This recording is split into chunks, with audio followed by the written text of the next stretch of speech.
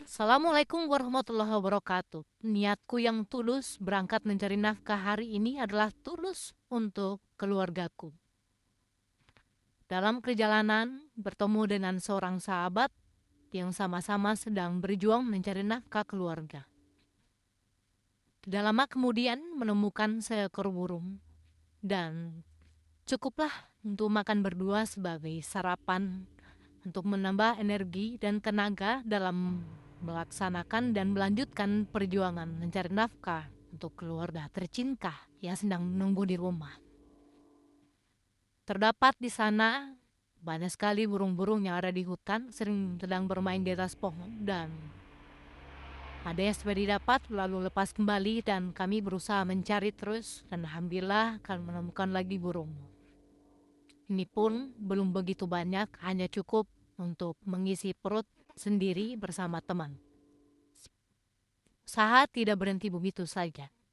Kami coba menikmatinya dulu untuk menambah energi dan tenaga kami. Lalu kami istirahat sebentar sambil menunggu waktu yang tepat. Hari menjelang sore, perjalanan kami lanjutkan. Kami mendengar suara burung-burung di sana. Oh ya, dan ternyata di sana banyak burung yang mungkin sedang hinggap di pohon untuk tidur di malam harinya. Kesempatan ini kami tidak sia-siakan.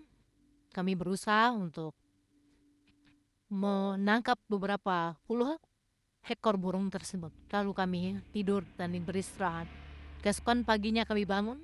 Alhamdulillah badan segar, dan kami kembali ke rumah masing-masing dengan membawa hasil buruan sebagai nafkah untuk keluarga. Ternyata di rumah mereka sudah menunggu kehadiran kami, dan alhamdulillah keluarga kami berdua sama-sama senang menanti kehadiran kami. Tak lama kemudian makan bersama keluarga, menikmati rezeki yang Allah berikan dalam perjalanan mencari nafkah seharian. Video ini akan berulang 3 kali demi untuk mengingatkan kita begitu besarnya perjuangan mencari nafkah.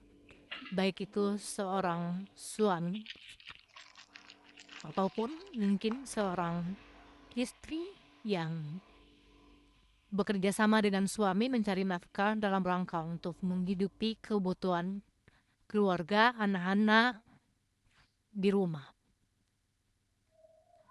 Perjuangan dalam mencari nafkah bukan hal yang mudah. Tentunya harus dengan sabar dan penuh dengan tawakal. Kadang rezeki itu ada, kadang juga rezeki itu sedikit diperhambat atau diperlambat oleh Allah Subhanahu wa taala dalam rangka untuk menguji kesabaran umatnya. Namun niat untuk mencari nafkah tidak boleh surut sedikit pun.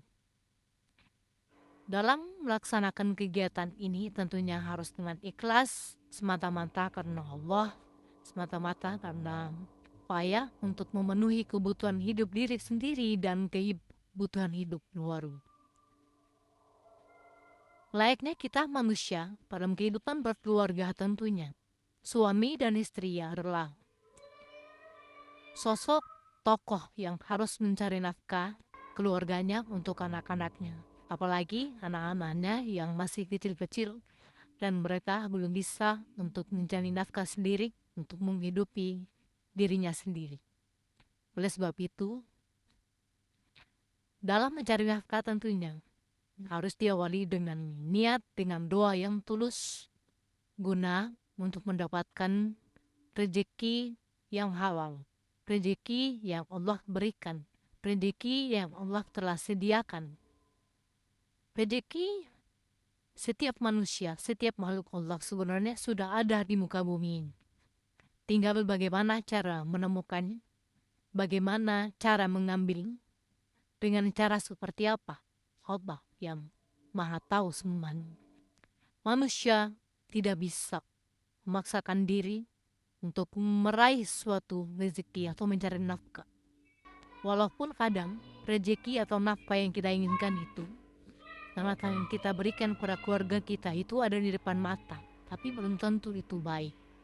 Bisa saja Allah menyembunyikannya, meletakkannya di tempat yang lain yang mungkin jauh lebih dalam, mungkin jauh lebih tinggi, mungkin terbentang luas di samudra, di lautan, di sungai, di hutan.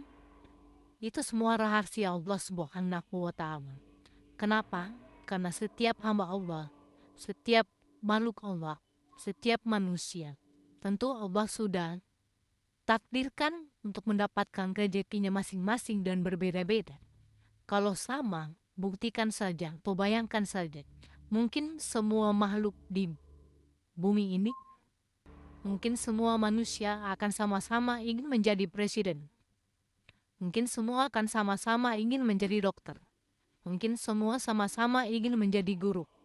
Mungkin semua sama-sama ingin menjadi atlet. Tapi lihatlah, dunia ini, kehidupan manusia beraneka ragam. Artinya, Allah itu maha kuasa, maha adil, dan maha mengetahui segala sesuatu apa yang dimiliki oleh manusia. Hari ini, kalau pekerjaan kita sebagai pegawai pemerintah, kita syukuri. Pekerjaan kita sebagai pedagang, kita syukuri. Pekerjaan kita sebagai nelayan, kita syukuri. Pekerjaan kita sebagai buruh kasar, kita syukuri. Pekerjaan kita sebagai pemulung, kita syukuri. Itu semua sudah takdir Allah Subhanahu wa Ta'ala. Ingatlah, tidak akan mungkin kita seseorang manusia memaksakan diri agar harus bisa bekerja mencari nafkah pada sesuatu hal yang sebenarnya Allah tidak takdirkan. Kalaupun itu kita peroleh, yakinlah, waktunya juga tidak akan begitu lama. Allah akan cabut kembali. Untuk itu, tetaplah berjuang di jalan yang baik dan benar. Tetaplah yakin bahwa rezeki manusia, rezeki makhluk Allah sudah diatur. Allah telah menyediakan semuanya di bumi, di alam ini. Baik itu di darat, di laut, di udara, bahkan di palung laut yang paling dalam. Allah sudah sediakan semua untuk kebutuhan hidup, untuk kebutuhan manusia dan seluruh alam semesta ini. Marilah sama-sama kita berikhtiar. Kita sama-sama tetap berusaha untuk mencari kebutuhan hidup dan nafkah keluarga dengan cara masing-masing. Dan tentunya apapun itu juga, sekali lagi, perlu tetap kita syukuri. Tidak perlu kita membandingkan diri kita dengan orang lain. Tidak perlu kita membandingkan diri kita dengan tetangga kita. Tidak perlu kita membandingkan pekerjaan kita dengan pekerjaan orang lain. Tidak perlu kita membandingkan apa yang sudah kita peroleh dengan apa yang diperoleh orang lain. Semua itu tergantung pada Allah Subhanahu wa Ta'ala. Bahwasanya satu hal yang jauh lebih penting lagi, kebahagiaan seseorang itu tidak bergantung pada apa yang dia kerjakan. Tidak tergantung pada apa sebagai statusnya. Tidak tergantung pada apa sebagai jabatannya. Tidak tergantung pada apa sebagai kedudukannya dalam masyarakat. Tapi tergantung dari hatinya yang benar-benar tulus, ikhlas menerima segala sesuatu apa yang telah Allah takdirkan di muka bumi, di dunia ini. Jika hal itu kita lakukan, insya Allah kehidupan kita akan tenang dunia dan akhirat. Banyak kisah dan contoh yang nyata. Orang-orang mungkin berpikir bahwa jika kehidupan itu kaya akan jauh lebih baik. Itu tidak.